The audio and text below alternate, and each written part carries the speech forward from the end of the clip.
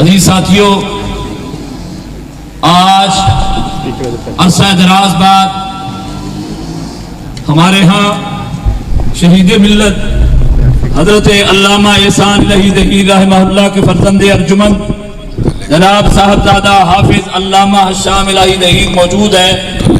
ہم انتہائی خوشی اور مسرت محسوس کر رہے ہیں اور ہم حضرت علامہ صاحب کو دل کی اتھاہ گہرائیوں سے خوش آمدید کہتے ہیں۔ عزیز ساتھیوں، یہ کل بھی ایک اس گھر کے ساتھ ہمارا لگاؤ ہے۔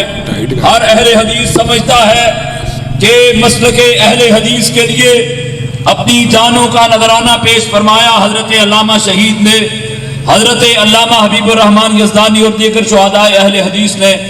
ہم اللہ کے فضل و کرم سے ہر دم نیکی اور خیر کے کاموں میں ان کے ساتھ ہیں نا جی، انشاءاللہ جب بھی آواز پڑے گی ان کی طرف سے ہم ان کے دائیں ہوں گے، بائیں ہوں گے، ان کے آگے ہوں گے۔ اللہ کے فضل و کرم سے دین کے لیے، اللہ کی توحید کے لیے، نبی کریم صلی اللہ علیہ وسلم کی پیاری سنت کے لیے، صحابہ کرام کی عظمت کے لیے، شاعر اسلام کے لیے، جہاں پہ یہ ان کا پسینہ گرے گا انشاءاللہ الرحمن ہر اہل حدیث وہاں پہ اپنا خون گرائے گا۔ عزیز بھائیوں، آئیے پھر وہی جذبوں کے ساتھ، انہی ولولوں کے ساتھ جس طرح حضرت علامہ شہید کے زمانے کے اندر اہل حدیث اٹھے تھے اور کائنات والوں کو اس بات کا پتہ چل گیا تھا کہ اہل حدیث ایک قوت ہے اللہ کے فضل و کرم سے، یہ کسی کی بھیڑ بکری نہیں ہے۔ انہی جذبوں کے ساتھ پھر حضرت علامہ شہید کے فرزندوں کا ساتھ دیجئے نیکی اور خیر کے کاموں میں۔ آج کی اس مجلس کے اندر میں دو بزرگوں کا تذکرہ کرنا انتہائی ضروری سمجھتا ہوں۔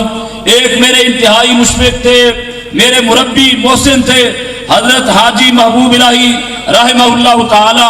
ہر نیکی اور خیر کے کام کے اندر انہوں نے میری رہنمائی فرمائی۔ بعض اوقات مجھے بچہ اور چھوٹا بھائی سمجھتے ہوئے مجھ سے مشورہ بھی کرتے۔ اللہ انہیں بھی غریق رحمت فرمائے اور نیکی کے کاموں میں مجھے بڑا حوصلہ دیا کرتے تھے۔ اور دوسرے بزرگ میرے جو ہماری مسجد کے امیر تھے حاجی علی محمد صاحب، پچھلے سال ہمارے جلسے والے دن وہ فوت ہو گئے، اللہ ان کو بھی غریق رحمت فرمائے اور ان کی اولاد کو ان کے لیے بہترین صدقہ جاریہ بنائے۔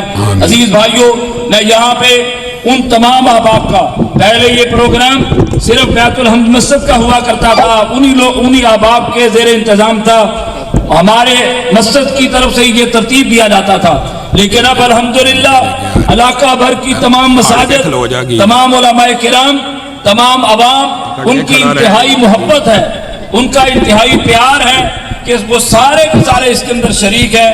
کئی احباب دعاؤں کے ساتھ اس پروگرام کی کامیابی کے لیے اس کے اندر حصہ ڈالتے ہیں، کئی معاونین اہل خیر جو پیسوں کی صورت میں حصہ ڈالتے ہیں، کئی ورکر احباب جو محنت کر کے اس پروگرام کو ترتیب دیتے ہیں۔ سب کے لیے دعا ہے اللہ سب کا اپنی بارگاہ میں قبول و منظور فرما لے۔ اور وہ علماء کرام جو ہماری دعوت پہ تشریف لاتے ہیں اللہ ان کی بھی حفاظت فرمائے۔ مفتی صاحب کو آج حالانکہ ان کا پروگرام نہیں تھا ہمارے پاس، لیکن میں نے ان سے گزارش کی کل، تو انہوں نے کہا کہ میں ضرور حاضر ہو جاؤں گا۔ اللہ انہیں بھی برکتوں سے نوازے، خصوصاً حافظ ہشام الہی ظہیر حافظہ اللہ تعالی، اللہ ان کو برکت صحت والی زندگی عطا فرمائے۔ سبھی بھائیوں کو کہ یہ دین کے لیے جہاں پہ بھی کوئی فتنہ اٹھتا ہے اللہ کے فضل و کرم سے یہ سب سے آگے ہوتے ہیں، اللہ ان کی ہمیشہ حفاظت فرمائے۔ اور ہم انشاءاللہ الرحمن ان کو یقین دلاتے ہیں اللہ کے فضل سے کہ نیکی اور خیر کے کاموں میں ہمیں بالکل اپنے سے پیچھے نہیں پائیں گے۔ اللہ سے دعا ہے اللہ ان کی نیکیوں کو قبول منظور فرمائے۔ آپ جو احباب تشریف لائے جن کی وجہ سے آج یہاں پہ رونق ہے، اللہ آپ کی زندگیوں میں بھی خیر و برکت فرمائے، اللہ آپ کو دنیا آخرت کی خیر عطا فرمائے، اللہ آپ کو دنیا آخرت کے نقصان سے محفوظ فرمائے، اللہ آپ کے چہروں کو تر و تازہ رکھے۔ میں محترم حافظ عبداللہ سبحانی سے گزارش کروں گا کہ وہ تشریف لائیں اور محترم حافظ صاحب کو خطاب کی دعوت دیں۔ حافظ عبداللہ سبحانی صاحب۔ علامہ صاحب کے خطاب سے پہلے جاندار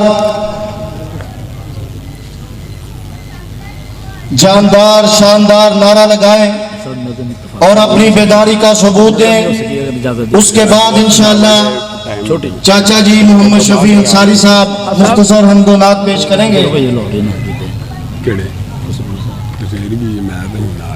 نعرہ تکبیر، نعرہ تکبیر، دونوں ہاتھوں کو بلند کر کے علامہ صاحب کو پتہ چلے کہ آپ ابھی تک ماشاءاللہ بیدار بیٹھے ہیں۔ وہ طویل سفر کر کے سرگودا سے سیدھا ہمارے پاس تشریف لا رہے ہیں۔ سفر انہوں نے کیا ہے لیکن یوں محسوس ہو رہا ہے کہ آپ نے سفر کیا ہے، تو آپ اپنی بیداری کا ثبوت دیں، دونوں ہاتھوں کو بلند کر کے نعرے کا جواب دیں۔ نعرہ تکبیر۔ حضرت مولانا علامہ حشام الہی ظہیر صاحب آپ کے سامنے جاندار شاندار خطاب فرماتے ہیں۔ نحمده ونصلي على اعوذ بالله من الشیطان الرجیم لقد كان لكم في رسول الله اسوہ۔ معزز سامعین گرامی قدر، ابھی میرے بھائی آپ کے سامنے ابو لہب کا تذکرہ کر رہے تھے۔ ابو لہب کیا رسول اللہ صلی اللہ علیہ وسلم کی ذات کا منکر تھا؟ ابھی انہوں نے آپ کے سامنے یہ بات رکھی کہ ابو لہب نے رسول اللہ صلی اللہ علیہ وسلم کی پیدائش کے اوپر لونڈی کو بھی آزاد کیا تھا۔ ماہ ربیع الاول کے اندر آپ یہ روایت کثرت سے لوگوں کے منہ سے سنیں گے۔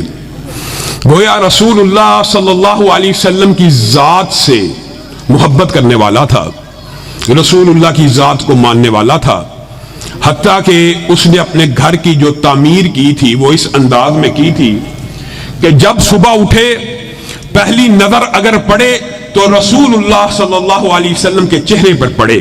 گھر کی تعمیر بھی اس انداز میں ہے کہ یہ میرا بھتیجا میری آنکھوں کے سامنے پلے بڑھے۔ اور یہ بات صرف ابو لہب کی نہیں ہے، کفار مکہ اور قریش مکہ بھی رسول اللہ صلی اللہ علیہ وسلم کو چلتا ہوا دیکھتے تھے تو کہتے تھے صادق آ رہا ہے، امین آ رہا ہے۔ رسول اللہ صلی اللہ علیہ وسلم کی ذات انہوں نے بھی مانی، حتیٰ کہ رسول اللہ صلی اللہ علیہ وسلم نے جب یہ کہا میں نے تمہارے درمیان ایک عرصہ بتایا ہے، کیا تم یہ سمجھتے ہو میں تم سے جھوٹ بولوں گا؟ اگر میں کہوں پہاڑ کے پیچھے سے ایک لشکر آ رہا ہے تو کیا یہ میں سمجھتے ہو جھوٹ بولوں گا؟ ہرگز نہیں۔ آپ کی ذات کا انکار، آپ کے صادق اور امین ہونے کا انکار کفار مکہ اور قریش مکہ نے بھی نہیں کیا۔ اختلاف بھائی نے کچھ آپ کے سامنے رکھا، یہی سے میں آج اپنی بات کا آغاز کرتا ہوں۔ اصل اختلاف رسول اللہ صلی اللہ علیہ وسلم کے ساتھ کیا تھا؟ ابو لہب کا ابو بکر سے فرق کیا ہے؟ ایک ابو لہب ہے، ایک ابو بکر ہے، دونوں کا فرق کیا ہے؟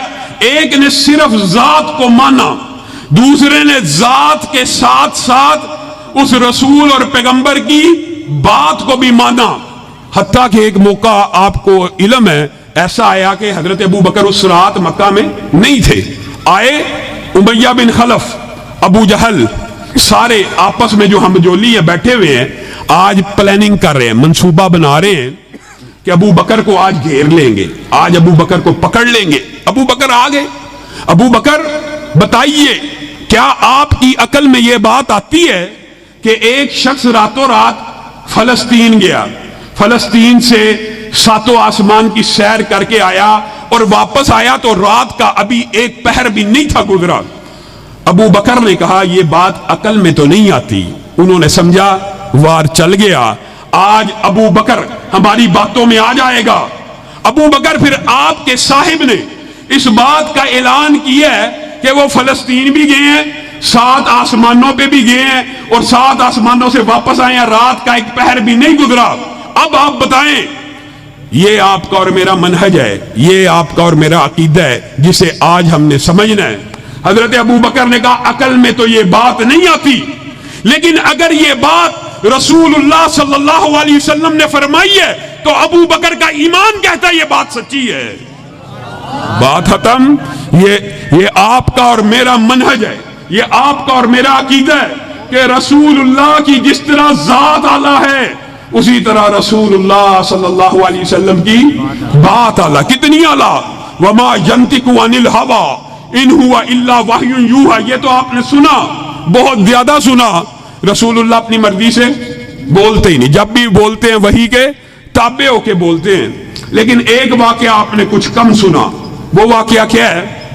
وہ واقعہ یہ ہے کہ عبداللہ بن عمر، آپ کو علم میں ہونا چاہیے، یہ عبداللہ بن عمر بن العاص ہیں، ان کے پاس لکھی ہوئی سب سے زیادہ حدیثیں ہیں۔ ویسے تو آپ کو علم ہے حضرت ابو ہریرہ کی روایات زیادہ ہیں، لیکن لکھی ہوئی کتابت میں ان کے پاس سب سے زیادہ ہیں۔ کیوں؟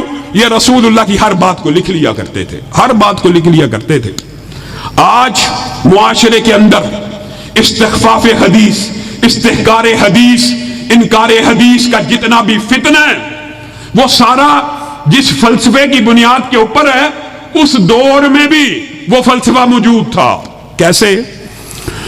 عبداللہ بن عمر بن العاص ہر بات کو لکھ لیا کرتے تھے، تو کفار مکہ نے اور قریش مکہ نے اور ارد گرد کے لوگوں نے ان کو ایک وسوسہ ڈالا۔ کیا کہا؟ رسول اللہ بشر، رسول اللہ بشر ہیں، یتکلم فی الغضب والرضا، وہ کبھی غصے میں بولتے ہیں اور کبھی خوشی میں بولتے ہیں، آپ ہر بات کو لکھ لیتے ہیں۔ یہ وسوسہ آج انکار حدیث کا سب سے بڑا سرخیل غامدی آپ کو ڈالتا ہے کہ رسول اللہ کی ایک زندگی بشری ہے، ایک زندگی نبوی ہے۔ کون بیان کرے گا، کون فیصلہ کرے گا کہ یہ نبوی زندگی میں فرمان ہوا تھا، یہ بشری زندگی میں فرمان ہوا تھا؟ اسی طرح کا مغالطہ وہاں پہ بھی ڈالا گیا۔ اب انہوں نے لکھنا چھوڑ دیا۔ رسول اللہ صلی اللہ علیہ وسلم باہر آئے، دیکھا عبداللہ بن عمر بن العاص نہیں لکھ رہے۔ کہا کیا بات ہے؟ واقعہ لمبا چوڑا مختصر آپ کے سامنے رکھتا ہوں۔ انہوں نے کہا اس طرح مجھے قریشیوں نے یہ وسوسہ ڈالا، شکار ڈالا کہ آپ تو بشر ہیں، کبھی غصے میں ہوتے ہیں کبھی خوشی میں ہوتے ہیں، تو غصے والی بات بھی میں لکھ لیتا ہوں، شاید آپ کا مقصود نہ ہو، شاید آپ چاہتے نہ ہو تو آپ کے منہ سے نکل جاتی ہو، خوشی میں بھی کوئی ہو سکتا ہے کلمہ ایسا آپ کے منہ سے نکل جاتا ہو۔ تو وہاں پہ رسول اللہ صلی اللہ علیہ وسلم نے آپ کا اور میرا عقیدہ، آپ کا اور میرا منہج بیان کیا۔ وہ کیا؟ رسول اللہ صلی اللہ علیہ وسلم نے ارشاد فرمایا، اکتب اکتب فوالذی نفسی بیدی، فوالذی نفسی بیدی، لکھا کر، لکھا کر، اس ذات کی قسم جس کے ہاتھ میں محمد صلی اللہ علیہ وسلم کی جان ہے، ما یخرج منہ الا حق، اس زبان سے حق کے علاوہ کچھ نہیں نکلتا، لکھا کر، لکھا کر، لکھا کر۔ مجھے بتائیے جس زبان سے حق کے علاوہ کچھ نہیں نکلتا، نہ غصے میں نہ خوشی میں، اس کی بات کو چھوڑ دیا جائے، اس کی حدیث کو چھوڑ دیا جائے، اس کے عمل کو چھوڑ دیا جائے اور صرف ذات کے ساتھ محبت کرتے جائیں۔ اور میرے بھائیوں، ذات کے ساتھ محبت کرنا یہ بھی ہونی چاہیے، لیکن اصل محبت یہ ہے کہ آپ رسول اللہ کی صرف ذات سے محبت نہ کریں، ان کی بات سے بھی محبت کریں۔ یہ دو واقعات بھی شاید آپ نے علماء سے سنے ہوں، ایک رسول اللہ وحی کے تابع بولتے ہیں، ایک آپ کی زبان سے غمی میں، خوشی میں، تنگی میں، آسانی میں کبھی حق کے علاوہ کچھ نہیں نکلتا۔ اور تیسری بات جو آج آپ کے سامنے رکھنا چاہتا ہوں وہ یہ ہے کہ رسول اللہ صلی اللہ علیہ وسلم کا جو حکم ہے، کیا وہ رسول اللہ کا حکم ہے کہ اللہ کا حکم ہے؟ رسول اللہ صلی اللہ علیہ وسلم جو حکم دیں اس کو ماننا، کیا صرف رسول اللہ کو ماننا ہے یا اللہ کو ماننا ہے؟ رسول اللہ صلی اللہ علیہ وسلم نے یہودیوں کی ایک بستی کے بارے میں صحابہ کو حکم دیا۔ کس نے حکم دیا؟ رسول اللہ نے۔ کس کو حکم دیا؟ صحابہ کو۔ حکم دینے والے کون ہیں؟ رسول اللہ۔ حکم کس کو دے رہے ہیں؟ صحابہ کو، کہ یہ جو سامنے کی جھاڑی ہے نا یہ کاٹ دو، یہ جو تنے ہیں یہ چھوڑ دو، یہ کاٹ دو، یہ چھوڑ دو، حکم دے رہے ہیں۔ صحابہ نے ایسا ہی کیا تو یہودیوں نے، لمبا چوڑا واقعہ ہے، یہودیوں نے پروپیگنڈا شروع کر دیا۔ کیا پروپیگنڈا کیا؟ کہ رسول اللہ صلی اللہ علیہ وسلم اللہ کے رسول ہیں، پیغمبر ہیں، درخت کاٹتے ہیں، جھاڑیاں کاٹتے ہیں، وہ تو جنگوں میں نہیں کاٹی جا سکتی، وہ اس طرح کا پروپیگنڈا، کہ یہ بات عقل کے خلاف ہے، منطق کے خلاف ہے کہ رسول اللہ صلی اللہ علیہ وسلم یہ حکم دے رہے ہیں۔ صحابہ کو مغالطہ ڈالا، وسوسہ ڈالا، صحابہ کو وسوسہ ڈالنے کی کوشش کی تو آسمان سے آیتیں نازل ہونا شروع ہوگی۔ کیا نازل ہوئی؟ ما قطعتم من لینۃ او ترکتموها قائمۃ علی اصولها فباذن اللہ، पढ़िए फाबी इज़्निल्लाह, नहीं तुमने कोई जाड़ी काटी, नहीं कोई जाड़ी तुमने छोड़ी, उसका हुक्म किसने दिया? अल्लाह ने। अल्लाह के हुक्म से काटी गई और अल्लाह के हुक्म से छोड़ी गई। हुक्म देने वाले कौन थे? हुक्म किसने दिया था? किसको दिया था? अल्लाह कह रहा मैंने दिया है। रसूलुल्लाह सल्लल्लाहु अलैहि वसल्लम की हदीस को मैं और आप सही मानों में समझ नहीं सके। रसूलुल्लाह के कौल फेल अमल की हमने वो कदर कीमत जो होनी चाहिए, वो कदर कीमत हमें समझ नहीं आई। आज इस बात को समझ के जाइए कि दीन किस चीज का नाम है, शरीयत किस चीज का नाम है, इस्लाम किस चीज का नाम है। हदीस जिब्रील मशहूर है, आप सबको मैं पढ़ूंगा तो याद आ जाएगी। एक शख्स रसूलुल्लाह सल्लल्लाहु अलैहि वसल्लम की बारगाह में आया, सहाबा उसको नहीं थे पहचानते, तो कहने लगे ये तो लाजमी मुसाफिर है। लेकिन उसके कपड़ों को देखा तो बिल्कुल तरोताजा है, जैसे आजकल इस्त्री हुए होते, नीट एंड क्लीन। का मुसाफिर होता तो कपड़े खराब होते, लेकिन शक्ल से मुसाफिर है, पहचानते हैं मैं नहीं, तो यकीनी बात है मुसाफिर है। खैर इस हदीस से मुहद्दिसीन ने 10 से ज्यादा मसाइल अहज किए हैं, उनमें से सिर्फ एक नुक्ता आज आपके सामने रखना है। वो आके रसूलुल्लाह सल्लल्लाहु अलैहि वसल्लम की बारगाह में बैठ गया और आके कहने लगा मा हुवल इस्लाम, मा हुवल ईमान, मा हुवल इहसान। इस्लाम क्या है, इहसान क्या है, ईमान क्या है। अब जब भी कोई बंदा, आम फहम बात है, किसी से सवाल करे तो इसका मतलब होता है उसे मालूम नहीं। सवाल जो कर रहा है तो मालूम नहीं। अंदाज अजीब है कि नबी करीम सल्लल्लाहु अलैहि वसल्लम से सवाल कर रहा है जैसे मालूम नहीं है, और जब रसूलुल्लाह सल्लल्लाहु अलैहि वसल्लम जवाब देते हैं, वो सब जवाबात आपको आते हैं, जो जवाब देते हैं तो आगे से क्या कहता है? सदकता। आगे से तस्दीक करता है, जैसे पहले से इल्म है। अभी पहले से इल्म था तो सवाल क्यों किया? और अगर सवाल किया तो रसूलुल्लाह के जवाब देने के बाद तस्दीक क्यों करता है? मेरे भाइयों, जब वो शख्स चला गया तो रसूलुल्लाह सल्लल्लाहु अलैहि वसल्लम ने साहबा से कहा तुम्हें पता कौन आया था? कहा हमें इल्म नहीं है। कहा जिब्रील अमीन आए थे 7 आसमानों के ऊपर से। क्या करने के लिए आए थे? एक आपका और मेरा मनहज बयान करने के लिए आसमान से जिब्रील अमीन आए, सहाबा को जो मनहज दिया, जो अकीदा दिया, जो फलसफा दिया, जो नुक्ता दिया, जो नजरिया दिया, वो ये था तुम्हें तुम्हारा दीन सिखाने के लिए आए थे। क्या करने आए हैं? तुम्हें तुम्हारा दीन सिखाने। जिब्रील अमीन आसमान से आए हैं क्या करने के लिए? दीन सिखाने के लिए। जिब्रील ने क्या सिखाया? जिब्रील ने वो कौन सा दीन सिखाया? ये बात नुक्ते की और समझने की है, हमेशा के लिए पल्ले से बांध लीजिए। जिब्रील आसमान से दीन सिखाने आते, रसूलुल्लाह ऐलान कर देते कि आसमान से जिब्रील अमीन आए, आपके सामने गुफ्तगू करेंगे, तकरीर करेंगे। हदीस तकरीरी भी बन जाती, आपको समझा भी जाते। नहीं नहीं नहीं, दीन सिखाने आए, दीन सिखाने आए हैं। और दीन क्या सिखा के गए हैं कि जब तक रसूलुल्लाह की जुबान से कोई हुक्म, कोई लफ्ज, कोई तशरीह अदा ना हो जाए, वो उस वक्त तक दीन नहीं बन सकती, चाहे आसमान से जिब्रील अमीन का नज़ूल क्यों ना हो जाए। अदा कौन करेगा? रसूलुल्लाह, तो दीन बनेगा। अदा रसूलुल्लाह करेंगे तो दीन बनेगा। इसकी एक मिसाल आम फहम यूं समझिए, रसूलुल्लाह सल्लल्लाहु अलैहि वसल्लम एक दिन हज के बारे में गुफ्तगू फरमा रहे थे। हज के बारे में एक बंदे के जहन में सवाल आ गया, वो खड़ा हो गया, कहने लगा अफी कुल्ली आमीन या रसूल अल्लाह, क्या हर साल हज फर्ज है साहिब इस्तिताअत के ऊपर? सवाल का आ जाना कोई चंबे की बात नहीं है। रसूलुल्लाह ने उससे एराज किया, रसूलुल्लाह ने जवाब ना दिया। उसने फिर किया, फिर रसूलुल्लाह ने जवाब ना दिया, फिर किया, फिर ना जवाब दिया। यानी रसूलुल्लाह सल्लल्लाहु अलैहि वसल्लम उसको अवॉइड कर रहे हैं। और जब कुछ अरसा गुजर गया तो रसूलुल्लाह ने कहा अब कहां है वो सवाल करने वाला, उसको बुलाया जाए। और मेरे भाइयों, ये आपका और मेरा अकीदा है, ये मेरा और आपका सुच्चा सीधा मनहज है, उसको बुलाया जाए। आगे आप मुझसे सवाल कर रहे थे कि क्या हर साल फर्ज है? जी हां, मैं सवाल कर रहा था कि क्या हर साल फर्ज है साहिब इस्तिताअत के ऊपर? तो रसूलुल्लाह सल्लल्लाहु अलैहि वसल्लम ने आपका और मेरा मनहज बयान किया। क्या कहा? लौ कुल्तु नअम, लौ कुल्तु नअम। गौर कीजिए, लौ कुल्तु नअम, अगर मैं कहता जी हां, अगर मैं कहता नून आइन मीम 3 हरफ हैं, लवाजबत, तो تو میری امت کے لیے ہر سال کے لیے فرض ہو جاتا.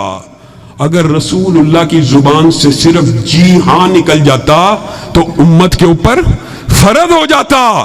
اور رسول اللہ صلی اللہ علیہ وسلم تلقین کرتے رہے, کسی بات کو سمجھاتے رہے, نماز کا طریقہ بتلاتے رہے, وہ حکم دیتے رہے کہ نماز اس طرح پڑھو جس طرح میں نے پڑھی. آج کے لوگ عجیب و غریب فلسفہ بیان کرتے ہیں, او یار حاجی صاحب آگے ہیں, یار لڑکا آ گیا مسجد میں, یار اس کو نماز پڑھنے دو, ایویں حدیثیں لے کے آ جاتے ہو, اس طرح پڑھو اس طرح. یار نماز تو پڑھ رہا ہے, نماز تو پڑھ رہا ہے, اس کو پڑھنے دو. ایمانداری سے بتلائیے گا, قربانی کے ایام میں کوئی حاجی صاحب ایک بکرا لے کے آئے, اس کا کان کٹا ہو, اس کا سینگ ٹوٹا ہوا ہو, وہ ٹانگ سے لنگڑا ہو, تو تم میں سے کون ایسا ایک بندہ جو کہے گا یار حاجی صاحب کو قربانی کرنے دو, چلو کر تو رہے ہیں. کوئی ایک بھی کہے گا؟ کیا کہو گے؟ عیب دار ہے قربانی, عیب دار ہے. خلاد بن رافع کی حدیث ہم بھول چکے. خلاد آئے, آگے نماز پڑھی, رسول اللہ صلی اللہ علیہ وسلم کو سلام کیا.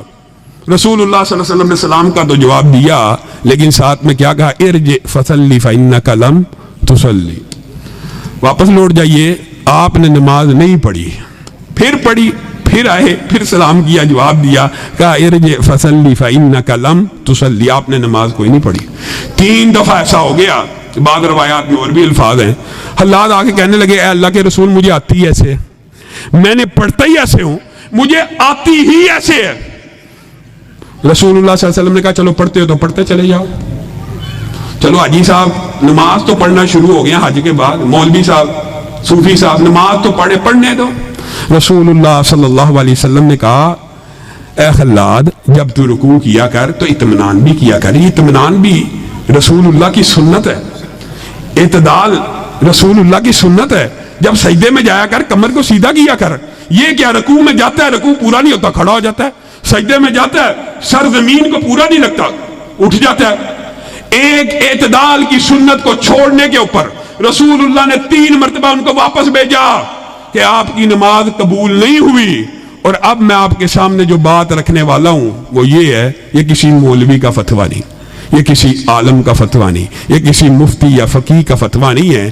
حذیفہ بن یمان کے سامنے بعین اسی طرح ایک شخص آیا اور آ کے اس نے بھی نماز پڑھی اور سلام کیا. حذیفہ نے کہا آپ نے نماز ادا نہیں کی. اس نے کہا یہ نماز تو میں 40 سال سے پڑھ رہا ہوں. کہا منذ کم تصلی ہکذا, کتنے سال سے؟ کہا 40 سال سے. اذن ما صلیت الان, یہ حذیفہ بن یمان کا فتویٰ ہے, کسی مولوی کا فتویٰ نہیں ہے. پھر میری بات یاد رکھ لیجئے, ابھی تک آپ نے ایک بھی نماز کو ادا نہیں کیا, اور اگر آپ اسی طرح فوت ہو گئے تو آپ غیر اسلام پہ فوت ہو جائیں گے. آپ مجھے بتائیے میں اور آپ کس باغ کی مولی ہیں, کس کھیت کی مولی ہیں؟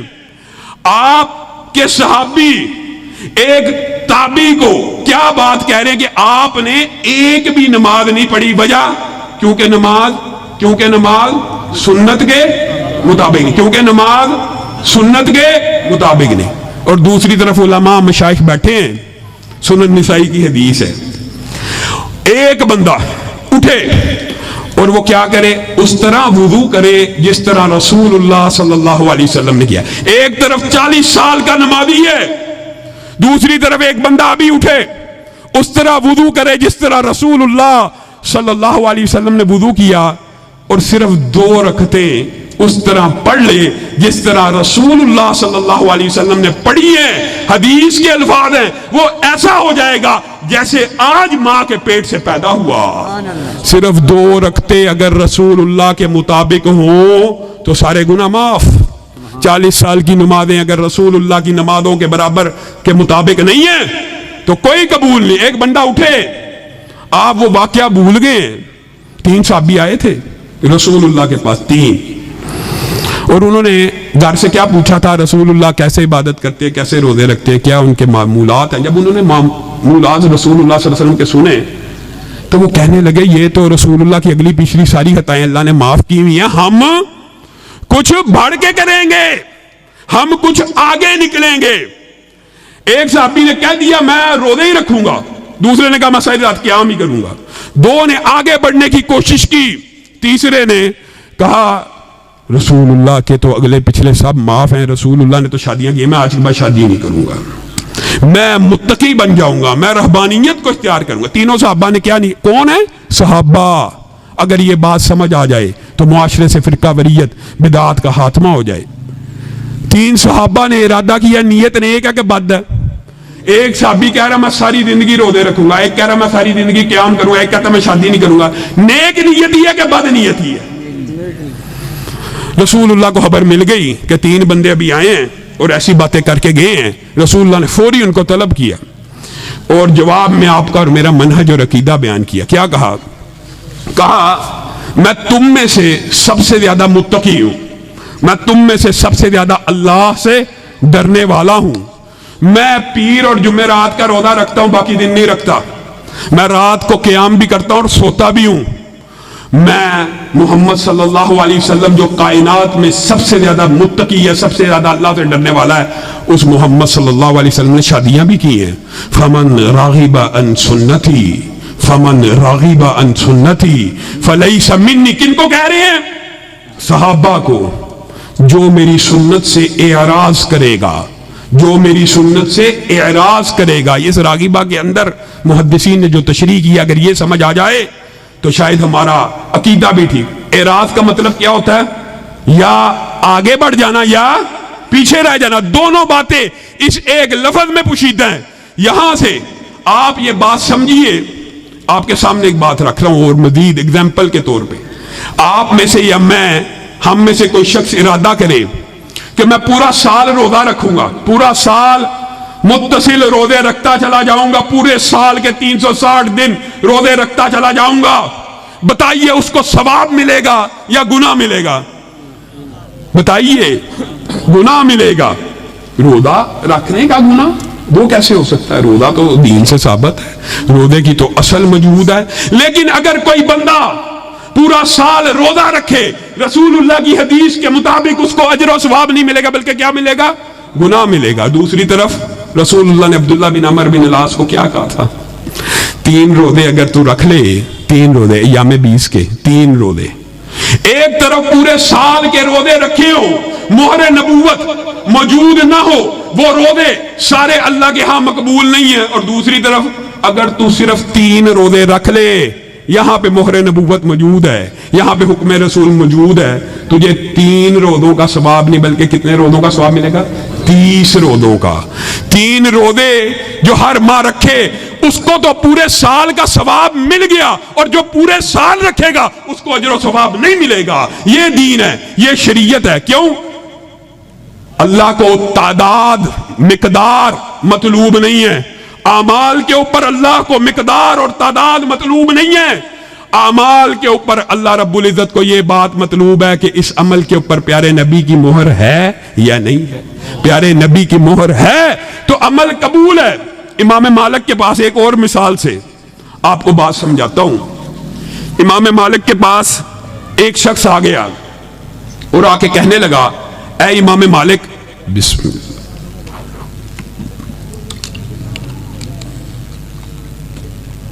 میں مسجد النبوی سے احرام کی تلبیہ پکارنا چاہتا ہوں. آپ مسجد النبوی سے کیوں تلبیہ پکارنا چاہتے ہیں؟ وہ جو ذی الخلیفہ ہے, بیر علی ہے, ابیار علی جس کو کہتے ہیں, اب وہاں سے جا کے تلبیہ کہیے. رسول اللہ صلی اللہ علیہ وسلم نے وہاں سے جا کے تلبیہ کی تھی. اچھا جی, میں امام مالک آپ کو ایک بات بتاتا ہوں. ہاں جی, کیا بات ہے؟ یہ جو مسجد النبوی ہے اس میں روزہ تو میرے یاد الجنہ ہے. ادھر ایک نماز کا ثواب 1000 نماز کے برابر ہے. یہ آخری نبی کی آخری مسجد ہے. اس مدینہ کے اندر دجال نہیں آ سکتا, اس مدینہ میں طاعون نہیں آ سکتا. میں یہ چاہتا ہوں, میں نے احادیث کھنگالی ہیں کہ بیر علی کی مجھے اس کے علاوہ کوئی فضیلت نہیں ملی کہ وہاں سے نبی کریم نے تلبیہ کی تھی, جبکہ مسجد نبوی کی مجھے بے شمار فضیلتیں مل گئی ہیں, اور میں چاہتا ہوں میں تلبیہ یہاں سے پکاروں. تو امام مالک نے ان کے سامنے ایک آیت پڑھی تھی, فَلْيَحْذَرِ الَّذِينَ يُخَالِفُونَ عَنْ أَمْرِهِ أَن تُصِيبَهُمْ فِتْنَةٌ. اے شخص تو ڈر جا, تو فتنے میں مبتلا ہو چکا ہے. تیرا عقیدہ اور نظریہ یہ ہے، اور یہ بات یاد رکھیے آج بھی یہ حسب حال ہے، تیرا عقیدہ اور نظریہ یہ ہے کہ جس فضیلت کا، جن فضائل کا تجھے علم ہو گیا، وہ معاذ اللہ رسول اللہ کو علم نہ ہوئے، وہ رسول اللہ کو خبر نہ ہوئی، تیرے لیے یہی بات کافی ہے ذی الحلیفہ سے تلبیہ کہنے کے لیے کہ رسول اللہ صلی اللہ علیہ وسلم نے وہاں سے تلبیہ کی ہے، ڈر جا۔ آج ہمارا ذہن یہ ہے نیکی کا کام ہی ہے نا، فضائل کا کام ہی ہے نا، اچھا کام ہی ہے نا، نیت نیک ہے تو کر لیجئے، حرج کیا ہے؟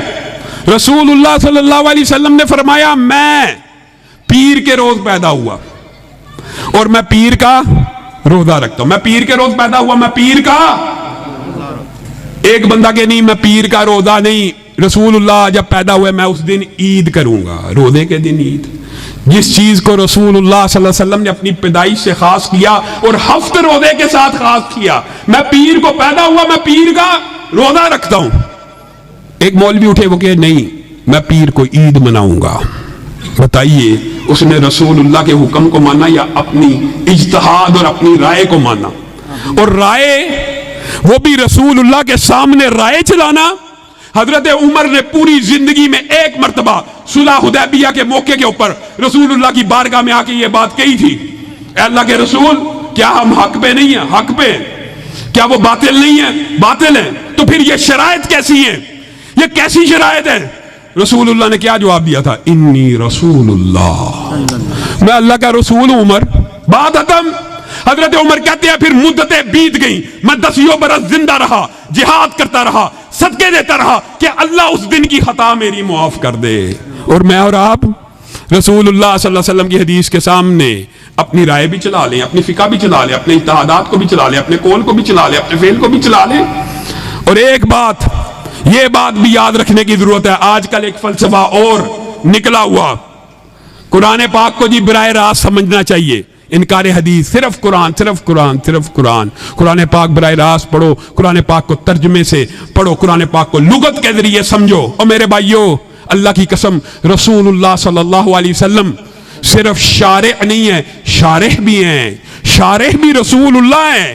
وَأَنزَلْنَا إِلَيْكَ الذِّكْرَ لِتُبَيِّنَ لِلنَّاسِ مَا نُزِّلَ إِلَيْهِمْ، اللہ کہہ رہا ہے آپ کے اوپر قرآن نازل کیا، آپ بیان کریں کہ اللہ نے کیا بیان کیا، لوگ نہ بیان کریں، اللہ نے کیا بیان کیا وہ آپ بیان کریں، ساری دنیا کے منکرین حدیث جمع ہو جائے۔ قصر نماز کو قرآن پاک میں قصر نماز ہے لیکن قرآن پاک سے ثابت نہیں کر سکتے، کیا وجہ؟ فَلَيْسَ عَلَيْكُمْ جُنَاحٌ أَن تَقْصُرُوا مِنَ الصَّلَاةِ إِنْ خِفْتُمْ أَن يَفْتِنَكُمُ الَّذِينَ كَفَرُوا، کیوں نہیں ثابت کر سکتے؟ فَلَيْسَ عَلَيْكُمْ جُنَاحٌ أَن تَقْصُرُوا مِنَ الصَّلَاةِ إِنْ خِفْتُمْ أَن يَفْتِنَكُمُ الَّذِينَ كَفَرُوا۔ اس آیت کا ترجمہ یہ ہے تمہارے پہ کوئی حرج نہیں کہ تم نمازوں کو قصر کر لیا کرو، آگے کیا؟ ان خفتم، اگر تمہیں خوف ہو کفار کے حملے کا، اگر تمہیں خطرہ ہو کفار کے حملے کا تب نماز قصر کر لیا کرو۔ اب یہ تو قرآن پاک میں قید لگائی ہوئی ہے، کفار کے حملے کا خطرہ ہو تو نماز قصر کرنی ہے۔ آپ اور میں کیوں قصر کر رہے ہیں؟ کسی منکرین حدیث سے پوچھ لیجئے کہ آپ قصر کس بنیاد پہ کرتے ہیں۔ اور آپ کو حیران کن بات بتاؤں، یعلا بن امیہ کا بعض روایات میں یہ لفظ آتا ہے کہ وہ ایک دن حضرت عمر کے پاس آگے اور آ کے کہنے لگے عمر اب آرڈیننس جاری کیجئے۔ عمر نے کہا کیا آرڈیننس؟ یہ قرآن کی جو آیت ہے نا یہ کفار کے حملے کے ساتھ خاص تھی، اب آرڈیننس جاری کیجئے، نماز قصر ختم ہوگی، اب ہمیں کفار کے حملے کا خطرہ نہیں ہے۔ تو حضرت عمر کا چہرے کے اوپر مسکراہٹ آ گئی۔ حضرت عمر کہنے لگے عجبت مما عجبتا، عجبت مما عجبتا، اے یعلا بن امیہ میں تجھے کیا بیان کروں، اسی آیت کے بارے میں مجھے بھی تعجب پڑ گیا تھا اور میں رسول اللہ صلی اللہ علیہ وسلم کی بارگاہ میں پیش ہو گیا تھا، اے اللہ کے رسول اب تو کفار کے حملے کا خطرہ ٹل گیا ہے، اب یہ قصر نماز کیوں ہے؟ تو رسول اللہ کی چہرے کے حد و حال بگڑ گئے تھے اور بدل گئے تھے، تیور بدلے۔ رسول اللہ صلی اللہ علیہ وسلم نے کہا یہ اللہ نے صدقہ دیا اور میں محمد صلی اللہ علیہ وسلم اس صدقے کو امت میں جاری رکھنا چاہتا ہوں۔ بتائیے رسول اللہ جو قرآن پاک کی آیت کی تشریح کریں گے، حضرت عمر کے بارے میں محدث ہیں، محدث جن کے زبان سے حق کے علاوہ کچھ نہیں نکلتا، جن کے فضائل ہیں، جن کی عام امتی کی حاف تو حجت نہیں ہے، لیکن رسول اللہ کی حاف تو حجت ہے نا۔ رسول اللہ نے خواب میں دیکھا تھا عمر کو لمبی قمیض، اور تعبیر کیا کی؟ تعبیر بھی رسول اللہ نے کر دی، دین کا علم ہے، دین کا علم۔ وہ عمر بھی اگر قرآن پاک کو براہ راست سمجھنے کی کوشش کرتا ہے تو خطا کا امکان ہے۔ اور صرف ایک بات نہیں ہے، یہ آیتیں متعدد ہیں۔ حضرت عدی بن حاتم کے بارے میں آپ جانتے ہیں کہ جس وقت یہ آیت نازل ہوئی، کلوا واشربوا حتی یتبین لکم الخیط الابیض من الخیط الاسود، حیران کن بات ہے۔ غامدی صاحب ذرا غور کریں، لغت کے ذریعے قرآن پاک کو سمجھیں گے۔ صحابی بھی لغت کے ذریعے رسول اللہ کی حدیث کے بغیر، تشریح کے بغیر اگر سمجھنے کی کوشش کرتا ہے تو کیا مغالطہ پڑ سکتا ہے؟ عدی بن حاتم نے اپنے سرانے کے اوپر 2 داغے رکھ لیے، ایک سفید داغا اور ایک کالا داغا، اور دیکھنے لگے، کھاتے پیتے رہے۔ جب روشنی بڑھ گئی، جب کالا الگ ہو گیا، سفید الگ ہو گیا، تب تک کھاتے پیتے رہے۔ اگلے دن رسول اللہ صلی اللہ علیہ وسلم کی بارگاہ میں پیش ہوئے، رسول اللہ بھی مسکرانا شروع ہو گئے۔ اے عدی، تو نے قرآن پاک کو کیا سمجھا؟ اور یہ سفید اور کالے داغے سے مراد اصلی سفید اور کالا داغا نہیں تھا، ایک صبح کی سفیدی تھی، ایک رات کی تاریکی تھی، اس سے مراد یہ تھی۔ اگر براہ راست حدیث کے بغیر قرآن پاک کو بھی سمجھنے کی کوشش کرو گے، الذین آمنوا ولم یلبسوا ایمانہم بظلم اولئک لہم الامن وہم مہتدون۔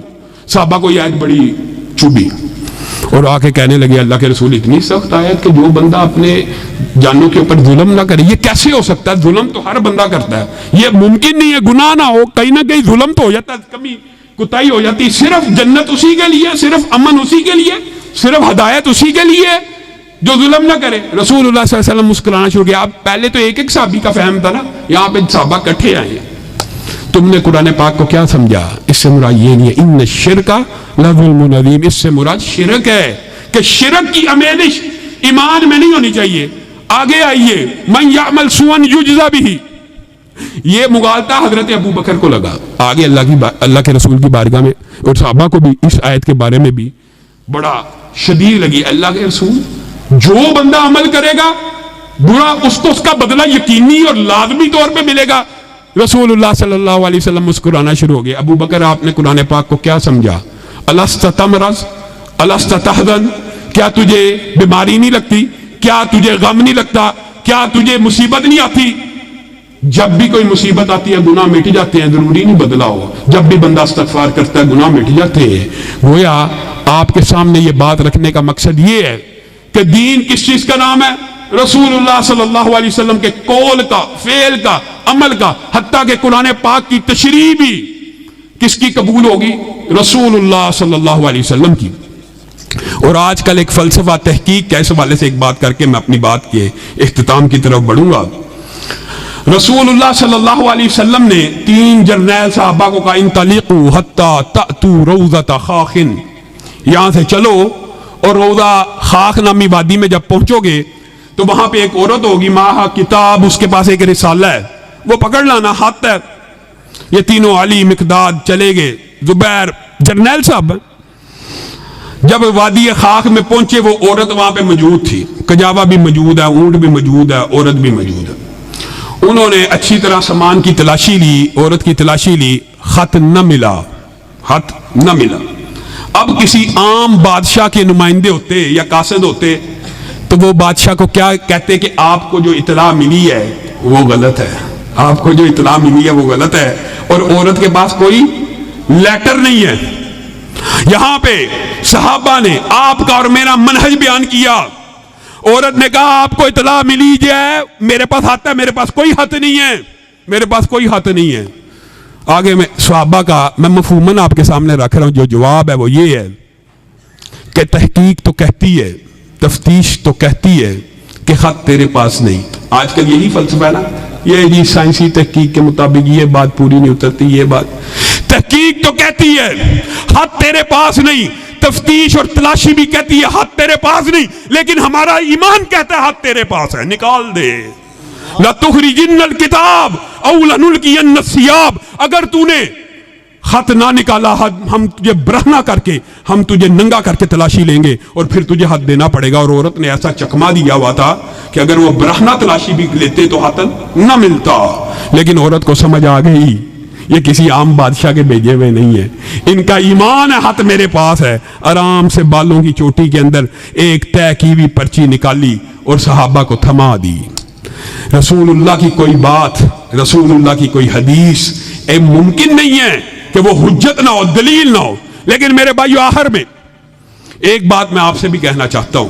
ہم نے عقیدہ تو یہ بنا لیا, فلسفہ تو یہ بنا لیا کہ ہم اہل حدیث ہیں, ہمارا منہج سلیم ہے, اور ہے فخر ہونا چاہیے, اس بات کے اوپر فخر بھی ہونا چاہیے. لیکن ہم نے رسول اللہ صلی اللہ علیہ وسلم کو امام تو مان لیا, لیکن ماننا کس کا؟ صرف مسجد کا. ہم نے رسول اللہ کو امام تو ماننا, لیکن کس کا؟ صرف مسجد کا. رسول اللہ صلی اللہ علیہ وسلم آج اہل توحید کی نظر میں بھی, اہل حدیث کی نظر میں بھی, اور اہل سنت کی نظر میں بھی مسجد کے تو امام ہیں, لیکن بازار کے امام نہیں ہیں. مسجد کے تو امام ہیں, ریاست کے امام نہیں ہیں. مسجد کو تو امام ہے, سیاست کے امام نہیں ہیں. مسجد کو تو امام ہے, لیکن عدالت کے امام نہیں ہیں. میرے بھائیو, رسول اللہ صلی اللہ علیہ وسلم کی جیسے دیگر احادیث ہیں, یہ بھی منہجی احادیث ہے. کیا بنی اسرائیل کے انبیاء کے سیاسی وارث کون ہوا کرتے تھے؟ نبی ہوا کرتے تھے. علماء کو احادیث پتہ ہیں, آپ کو بھی پتہ ہونا چاہیے. ایک نبی جاتا, دوسرا نبی اس نبی کا سیاسی وارث بن جاتا.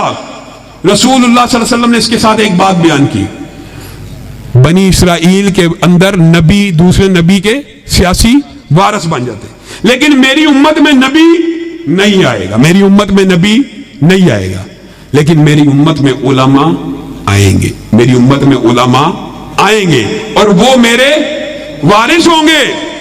اب مجھے ایک بات بتلائیے, آپ نے اس علماء کی وراثت کو صرف منبر رسول تک محدود کر دیا. آپ کا فلسفہ کہاں گیا؟ آپ سے زیادہ گلا ہے, اولا لک فاولا, آپ سے زیادہ گلا ہے. آپ تو منہج سلیم کا دعویٰ کرنے والے ہیں.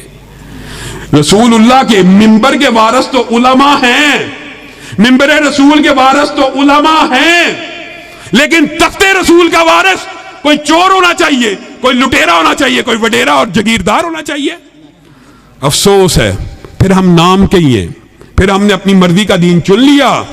ہم نے رسول اللہ صلی اللہ علیہ وسلم کی بات مسجد میں تو مان لی, ریاست اور سیاست میں نہیں مانی. مسجد کا امام آپ کا اور میرا کیا عقیدہ, کیا فلسفہ ہے؟ عجیب و غریب. یہ مسجد کا جو امام ہے نا, آج شکر ہے اللہ کا, چلو اتنی اچھائی باقی ہے, منبر رسول کا جو وارث ہے وہ کرپٹ نہیں ہونا چاہیے, وہ چور نہیں ہونا چاہیے, وہ زانی نہیں ہونا چاہیے. حتیٰ کہ کسی کو پتہ لگ جائے نا کہ مسجد رسول کا یا منبر رسول کا وارث اس برائی میں مبتلا, لوگ اس کو چپیڑے مار کے اتار دیتے ہیں, دھکے دے کے مسجد سے نکال دیتے ہیں. یعنی منبر رسول کے اوپر آپ یہ چاہتے ہیں کہ آدمی کرپٹ نہ ہو, چور نہ ہو, لٹیرا نہ ہو, لیکن تخت رسول اور ریاست رسول اور سیاست رسول کے آپ وارثین چاہتے ہیں. مولوی صاحب جی مسجد میں سیاسی بات نہ کریں. کیوں؟ سیاسی بات چور کو کرنی چاہیے, سیاسی بات لٹیرے کو کرنی چاہیے, سیاسی بات جگیردار اور وڈیرے کو کرنی چاہیے. یہ آپ کے عقل کے اوپر کیپٹلزم اور سرمایہ دارانہ نظام نے ایسا پردہ ڈالا کہ مولوی کو صرف مسجد تک محدود کر دو. رسول اللہ صلی اللہ علیہ وسلم نے اپنے بعد ریاست کا امام جس کو بنایا اسی کو مسلح کا امام بنایا, یا یوں کہہ لیجئے جس کو مسلح کا امام بنایا اسی کو ریاست کا امام بنایا, اسی کو سیاست کا امام بنایا. اور کس کو کھڑا کیا؟ حضرت ابو بکر کو. ابو بکر کے بعد عمر آئے, عمر کے بعد علی آئے, عمر کے بعد عثمان آئے, عثمان کے بعد علی آئے. یہ سارے کے سارے مسلح کے بھی امام ہیں اور ریاست کے بھی امام, مسلح کے بھی امام ہیں اور سیاست کے بھی امام ہیں.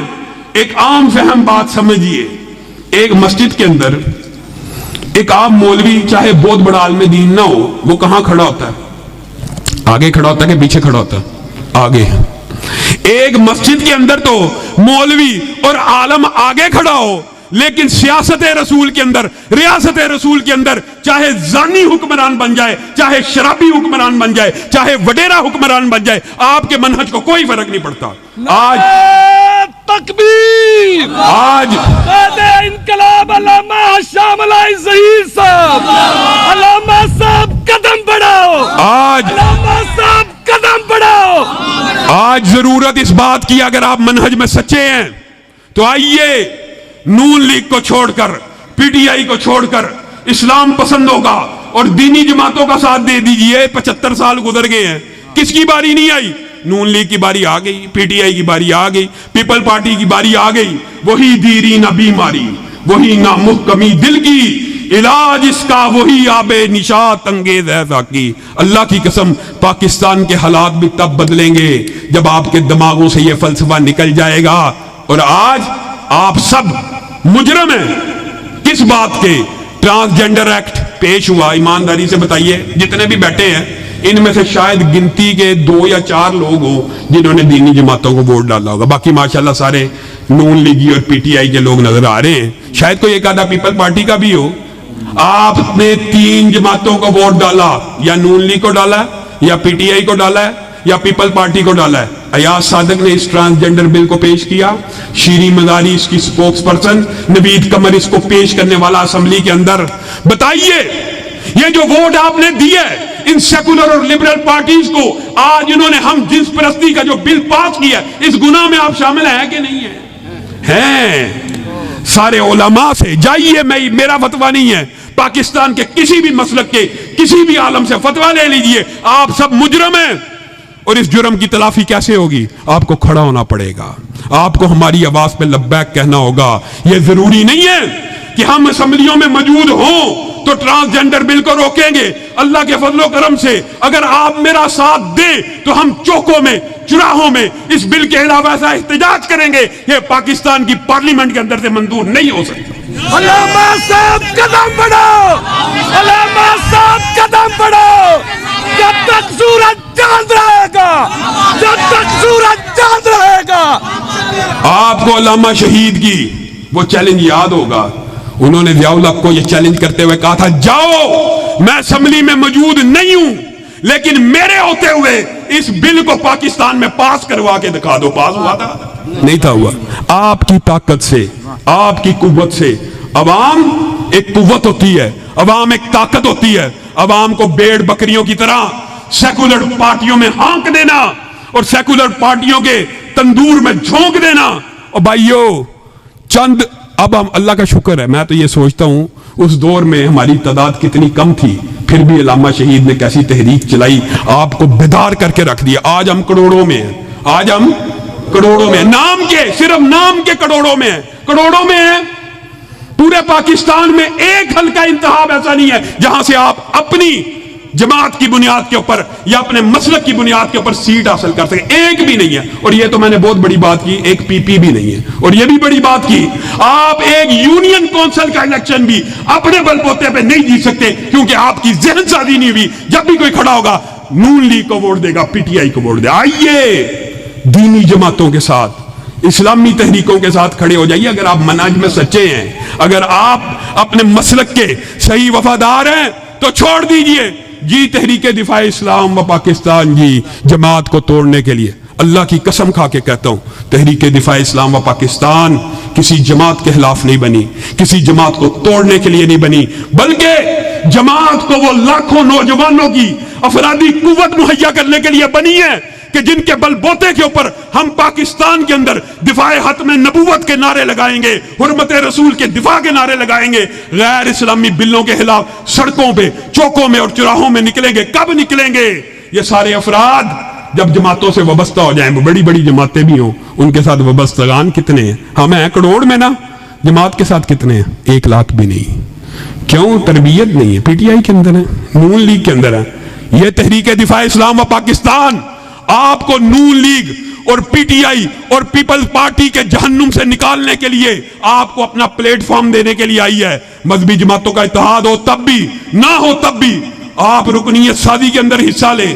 اللہ کے فضل و کرم سے اگر آپ لوگ میرا ساتھ دیں گے، اور یہ انشاءاللہ وقت کی بھی آواز ہے، اور میرے لیے مرکزی جمعیت، میں خود اس کا عہدیدار ہوں، بڑی محترم ہے میرے لیے، جماعت الدعوہ بھی بڑی محترم ہے میرے لیے، عالمی بھی میرے لیے، ہر اہل حدیث میری آنکھ کا تارا ہے، اور ہر اہل اسلام میرے دل میں بستا ہے، جس کے اندر اسلام کی درد ہے، हुर्रियत फिक्र और बिदारी की इस तहरीक का साथ दे दीजिए। आपको चंद माह नहीं गुजरेंगे, कुछ देर नहीं गुजरेगी, अगर बिखरे हुए जर्रात हैं तो मिल जाए कि सहरा नजर आए, बिखरे हुए कतरात हैं तो मिल जाए कि दरिया नजर आए, और फिर ये जब दरिया झूम के उठेंगे तो तिनकों से न टाले जाएंगे। कभी सैलाब के आगे भी बंद बांधा जा सका, कभी तूफानों को भी कोई रोक सकता है, लेकिन ये काम आप लोगों के ताउन से और आप लोगों के साथ देने से होगा। मैं आपसे ये वादा लेना चाहता हूं कि ट्रांसजेंडर एक्ट के खिलाफ, हुर्मत रसूल के लिए, दिफाए सहाबा के लिए, दिफाए शाइरिल्लाह के लिए अगर हम आपको कॉल देंगे, आप निकलने के लिए तैयार हैं? ये जमीन जब तलक ना लेंगे हम, इससे उगते रहेंगे यूं ही गम, और रोटी कपड़ा मकान हम देंगे, अहले मेहनत को शाम हम देंगे, अहले मेहनत को शान हम देंगे, इस खिदा को मिटाएंगे हम ही, फसले गुल लेके आएंगे हम ही, और हुक्मरां हो गए कमीने लोग, खाक में मिल गए नगीने लोग। रहजनों ने रहजनी की है, लेकिन ईमानदारी से बताइए राहबरों ने भी क्या कोई कमी की है? आप सब मिल जाइए, खून दिल दे के निकारेंगे रूहे बरगे गुलाब, हमने गुलशन के तहफ्फुज की कसम खाई है। वाहिर दावाना अनिल हम्दुलिल्लाह।